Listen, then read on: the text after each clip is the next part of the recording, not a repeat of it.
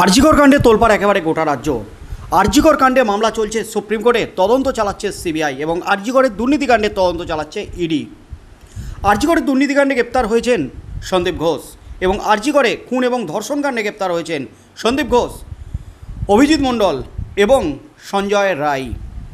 তার মধ্যেই কিন্তু সুপ্রিম কোর্টে স্বতঃপ্রণোদিত মামলা দায়েরের অনুমতি দিয়েছিলেন প্রধান বিচারপতি DY চন্দ্রচূড়। প্রধান বিচারপতির বেঞ্চে এই মামলায় কিন্তু দ্বিতীয় স্ট্যাটাস রিপোর্ট জমা দিয়েছে সিবিআই। আর সেই রিপোর্ট দেখে কিন্তু একেবারে চক্ষু চরক গাছ প্রধান বিচারপতির। তিনি উদ্বেগ প্রকাশ করেছিলেন, কারণ সিবিআইয়ের রিপোর্টে কিন্তু রীতিমতো বিস্ফোরণ, চমকে ওঠার মতো তথ্য, কিন্তু সেই তথ্য প্রকাশ্যে এলে তদন্তে বাধা হতে পারে। তাই সেই তথ্য এখন প্রকাশ্যে আনেননি প্রধান বিচারপতি। তার মধ্যেই সিবিআই তদন্তে সন্তুষ্টি প্রকাশ করেছেন। সিবিআই ঘুমিয়ে নেই, সিবিআই সঠিক পথেই চলছে এবং তদন্ত দ্রুত গতিতে এগোচ্ছে। তার মধ্যেই তৃতীয় স্ট্যাটাস রিপোর্ট জমা দেওয়ার নির্দেশ দিয়েছিলেন প্রধান বিচারপতি। তবে তার মধ্যেই কিন্তু শুনানির আগেই খেলে দিলেন প্রধান বিচারপতি। আরজিকর মামলা নিয়ে চরম সিদ্ধান্ত, কড়া নির্দেশ আজ প্রধান বিচারপতি DY চন্দ্রচূড়ের। আরজিকর মামলা নিয়ে রাজ্য সরকার সুপ্রিম কোর্টে প্রধান বিচারপতির দ্বারস্থ হয়েছিল, আর সেই মামলার শুনানিতেই বড় নির্দেশ দিয়ে দিলেন আজ প্রধান বিচারপতি DY চন্দ্রচূড়। সুপ্রিম কোর্টে পিছিয়ে গেল আরজিকর মামলার শুনানি। আগামী 27শে সেপ্টেম্বর শুক্রবার রাজ্যে দায়ের করা মামলার শুনানি থাকলেও তা পিছিয়ে গেল। আগামী 1 অক্টোবর মঙ্গলবার শীর্ষ আদালতে মামলার শুনানি হবে বলে খবর। সূত্রের খবর, রাজ্যের তরফে প্রধান বিচারপতির এজলাসে শুক্রবারে নির্ধারিত শুনানি স্থগিতের জন্য আবেদন জানানো হয়। রাজ্যের আইনজীবী আস্থা শর্মা তার ব্যক্তিগত সমস্যার কথা জানিয়ে সকলের কাছে আবেদন জানান, যদি 27 তারিখের আগে বা পরে শুনানি হলে সুবিধা হয়। তাতে সকলেই সম্মত হন। সকলের মতামত নিয়ে প্রধান বিচারপতির বেঞ্চ শুনানি পিছিয়ে দেওয়ার অনুমতি দেন। সেই মতোই দেশের প্রধান বিচারপতি জানিয়েছেন, আগামী মঙ্গলবার অর্থাৎ 1 অক্টোবর আরজিকর মামলা শুনানি হবে। আরজিকরে পড়ুয়া ডাক্তারকে ধর্ষণ করে খুনের ঘটনায় উত্তাল রাজ্য। শুধু রাজ্য নয়, একেবারে গোটা দেশে ছড়িয়ে পড়েছে এই ঘটনা। নিন্দার ঝড় উঠে গেছে গোটা দেশ জুড়ে। জুনিয়র ডাক্তাররা আপাতত কর্মবিরতি তুললেও তারা তাদের দাবিতে অনড়। ইতিমধ্যে আন্দোলনকারীদের সমস্ত দাবি দেওয়া রাজ্য মেনে নিলেও সুবিচারের আশায় দিন গুনছেন জুনিয়র ডাক্তাররা। এই অবস্থায় সুপ্রিম কোর্টের দিকে তাকিয়ে গোটা দেশ। মঙ্গলবার গত 17 সেপ্টেম্বর শেষ শুনানিতে সুপ্রিম কোর্টে সিবিআই আরজিকর মামলায় তদন্তের অগ্রগতি সম্পর্কে স্ট্যাটাস রিপোর্ট জমা দেয়।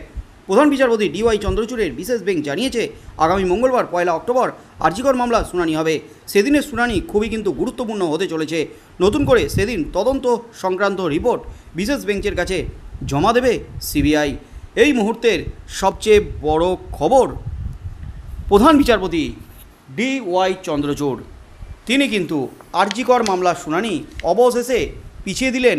রাজ্যের আইনজীবী আপত্তি জানিয়েছিল 27 তারিখে তার অসুবিধা থাকায় তার আগে বা পরে শুনানি হোক, এবং সমস্ত আইনজীবীদের কাছে সব পক্ষকে আবেদন জানানো হয়েছিল সুপ্রিম কোর্টের তরফ থেকে।